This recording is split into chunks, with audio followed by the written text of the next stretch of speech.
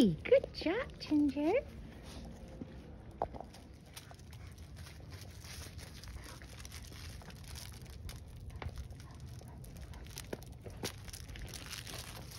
Hi, Ginger. What's up? Oh, welcome. Oh, welcome, baby. There you go.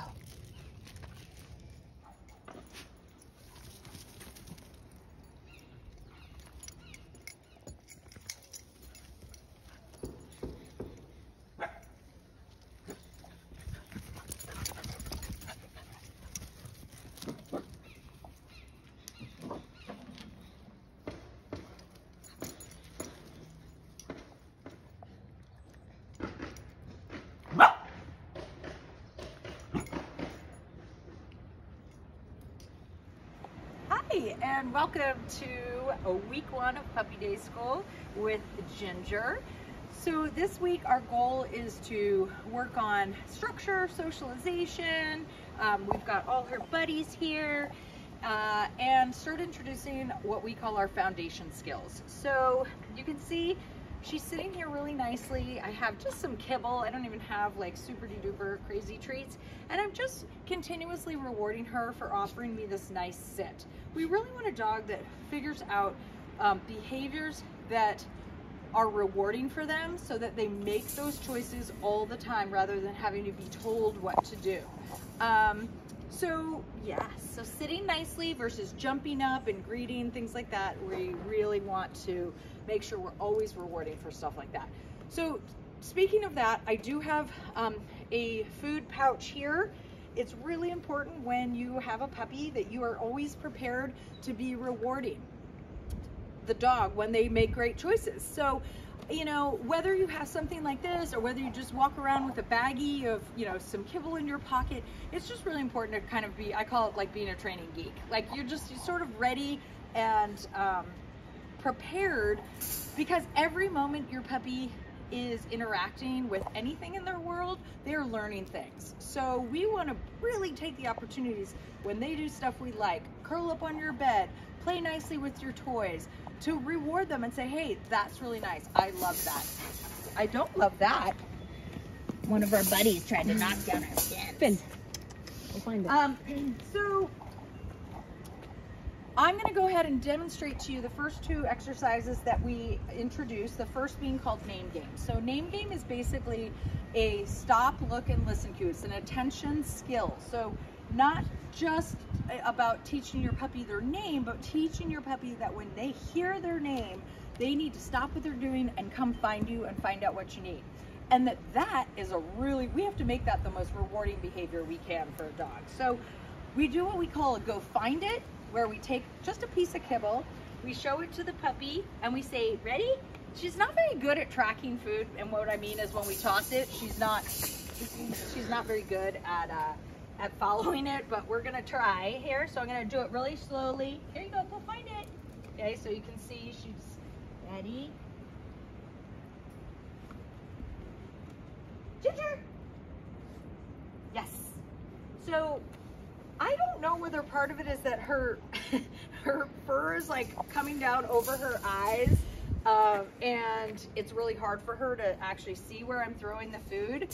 But what I'm looking for when I say her name is I'm looking for her to stop what she's doing, turn her head, and come find me. When she makes that decision to turn her head in my direction, I am using what we call the marker word. It is the word yes. Read about it in your handbook. The marker word is, think about it like this, it marks the exact moment the dog does what you're looking for. So in this case, that's eye contact. And then your food follows. Okay, so again, here we go. I'm gonna toss a little treat. Ready, go find it. Hey, go find it.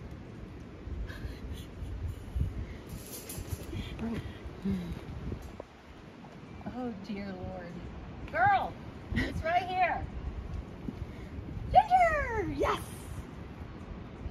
So this makes it a little bit more dynamic when a dog can like run and chase things, but I'm gonna move away from her instead. Ginger! Yes! So I really also want her to look up at me versus just walking over to me. Oh my God. Good. Ginger! Yes! Good job. Ready? Ginger! Yes! Good job. We also do what we call a little bit of a gotcha game or a collar grab, where we sort of reach out as the puppy's coming in, and we reach down and hold onto their collar. You're being such a little bugger. I have a dog over here just wants in desperately. Here, go find it. All right, so one more time with the name game. Go find it. Ginger!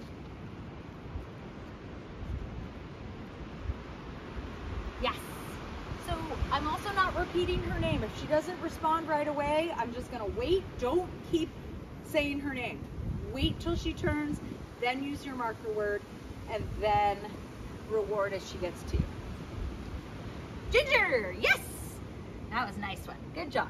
All right, and then the second skill that we start introducing this week is called hand targeting. It's another behavior that we use to capture your puppy's focus and attention, redirect them possibly from things that we don't want them to look at or focus on. So let's say a great example is reactive barking. Okay, so she likes to bark at things, other dogs that she hears, sounds. So it doesn't work very well just to say, no, stop it, quiet. So a lot of times what I'll do is I'll just try to do hand targeting to get her to focus on something else and do a behavior that I can reward her for.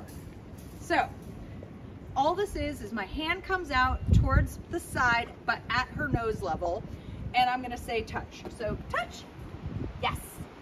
All she has to do is bonk her nose to the palm of my hand. I use my marker word, yes. Touch, yes. And then she gets a reward. Touch, yes. I'm gonna keep moving, touch, because I don't really want her to sit when we're practicing this. Touch, yes. And again, if I don't get the behavior, let's say I put out my hand, touch. Let's say she didn't move towards it. I'm not gonna keep holding it out and repeating touch. I'm gonna take my hand away and I'm gonna try again. Touch, yes. She couldn't quite find the treat that time. Touch, yes. Good girl. She had such a wet day, but yesterday we had so much fun. It was beautiful and sunny as it was on Tuesday. So we got a lot of fun outdoor playtime, and we will see you guys next week.